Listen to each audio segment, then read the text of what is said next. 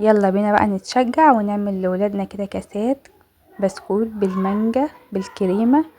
عملتها معاكم قبل كده والعيال حبوها قوي فعملتها لهم تاني. هو الجو ساقع مش هنقول لا، بس برضو حاجة حلوة ترتب كده. مرضتش بقى اطول عليكم الفيديو، هسيب لكم اللينك طبعا بتاع الفيديو كامل اللي انا صورته معاكم قبل كده. هنا البسكوت كنت انا طحنته، حطيت عليه معلقتين سمنة بلدي، بسكوت سادة اي نوع.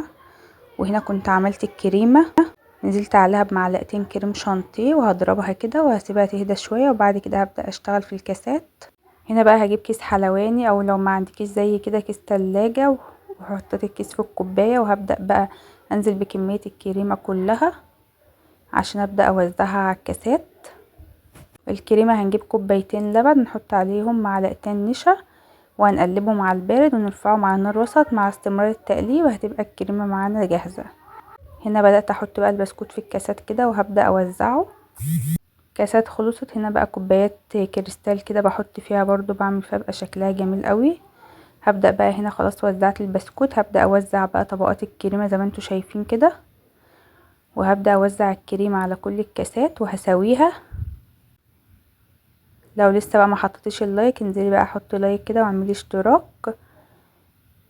هنا اهو بنوزع الكريمه كلها، وهنبدا بقى نحط دلوقتي طبقات المانجا، بس في الخطوه دي لازم ندخلها التلاجة تتماسك، وبعد كده ننزل عليها بالمانجا. هنا بقى هدخلهم التلاجة حوالي ساعه كده. هنا بقى لا قدر الله ما شاء فعل بطلع الكاسات، وقع مني كاس اتكسر، الحمد لله على كل حال.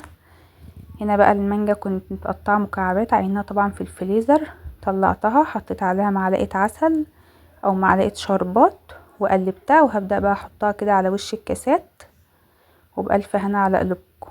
جربوها بقى كده وقولوا رأيكم في كومنت. خلصت بقى كده كل الكمية. لو عجبكم بقى الفيديو دعموني بلايك، متنسوش كده تصلوا على الرسول عليه افضل الصلاة والسلام. هنا بقى بوريكم الطبقات بجد جميلة قوي.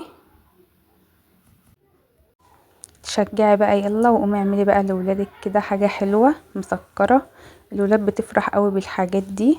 وان شاء الله نعمل مع بعض الوصفات الجايه كلها ان شاء الله تبقى حلو.